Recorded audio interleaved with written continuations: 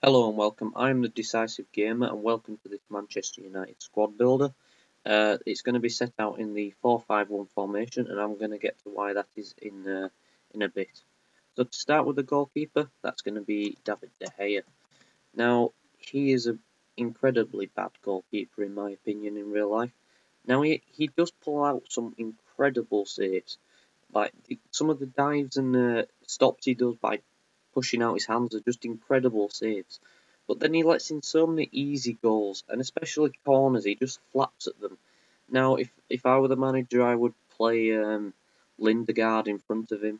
But it's obviously the price tag they had to pay for him. They obviously want to pay him and get the money value out of him.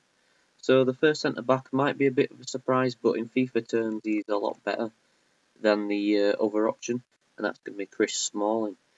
Now this guy moved from Fulham for £10 million, and he's a lot better than Ferdinand on FIFA, and he's also tall and he's fast. He's one of the fastest players in the centre back position in the Premier League.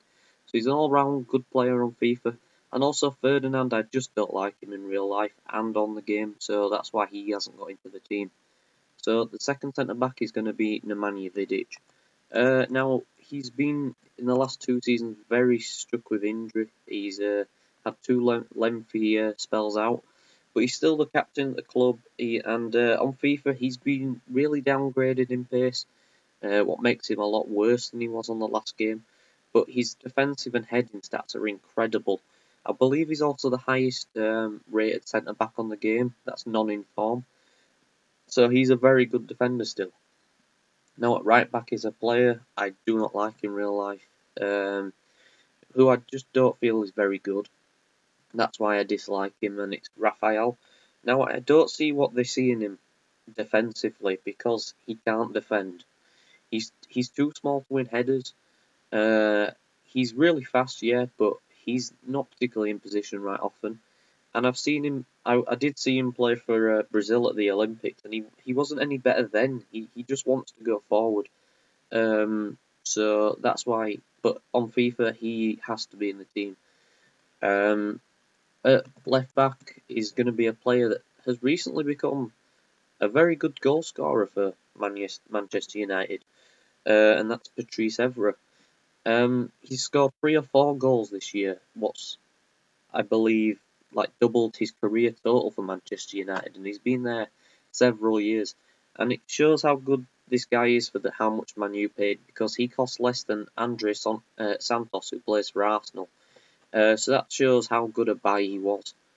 Now at the central midfield position, like there's several I could have chosen from Kagawa to Giggs to Carrick, or even Anderson, but I've gone for the veteran, retired once already in his career, Paul Scholes, the Ginger Ninja. Now, he's very old now in real life. Not as old as Giggs, but he's in for that passing ability. 88 passing, that's an incredible stat to have on a player. And it's to mainly feed in the front three, what I will put in a bit. Now, he retired from England duty quite a while ago, but he was always a good player for England, and box-to-box midfielder was his main role. Now, at right midfield is going to be Antonio Valencia. Since when he moved, I was a bit surprised that Man U bought him, because Wigan's not a particularly great side, and they weren't doing well at all, Wigan, at the time. And he has been one of the most consistent players they've bought in recent years. He's a really good, really fast player, and when they played against Leeds in the Carling Cup, I think it was 2 seasons ago, maybe it might have been last year. He played at right back, what surprised me when I saw the team sheet, but he did a really good role there. So yeah, I did fancy our chances down that side of the pitch, but he's a really, really good player. Now, left mid is going to be Nani. Now, the player they wanted to be able to fill in for Ronaldo when he went, but he just hasn't filled that. He's as skillful, or even more skillful, in my opinion, to Ronaldo, but he hasn't got that goal threat, that strength that Ronaldo has, and he's a very inconsistent player. He just plays when he seems to want to, and teams don't really need that in the high level and how much he paid, how much he cost. But I've got to say, I really do like his celebration, the sideways acrobatic flipping in midair. Now, at the first cam spot is going to be Wayne Rooney. Now, the reason I'm playing him at cam instead of striker is because he just lacks pace now. I don't really see how EA can downgrade so many players by so much pace, but they have done. So 80 pace isn't really going to work too well as a striker anymore.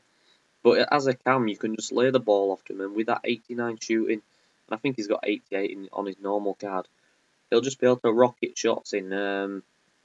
He looks to be a really good player, and like on this game, he's actually got hair. Look at that hair. Doesn't look as revolting anymore.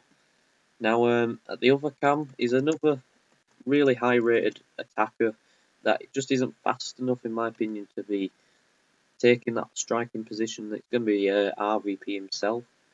Now, he moved from Arsenal in the summer, and he has made such a good impact. Like, I was a bit annoyed to see him leave Arsenal because he was such a good player when he was there, but he has been so good at Manchester United. Like, I think he's got 19, 20 goals already for them, and he's also scored a few in the Champions League. And he just, for his age, I can't believe how well he's doing. He's been a bit, he's just been getting better every year in his career.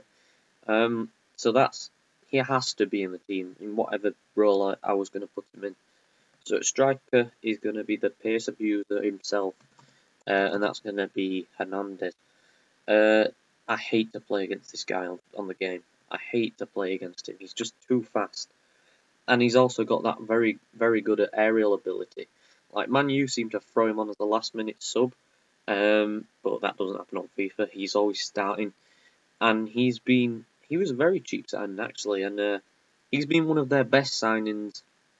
I think Antonio Valencia was slightly better signing, but this man is just, I think he was 10 million as well. And he was unheard of, really, when Man U bought him. But now he's one of the better strikers in the world, and he's definitely one of those players you can look out for to take over RP. I don't know where we're going with that, but there's obviously some other players you could change in this side, like Scholes could be moved from the middle. You could have Kagawa playing cam instead of Van Persie. You could also play other formations, like if you don't want wingers, you could go for a 4-2-2. And you could also have Butner at left back instead of Evra.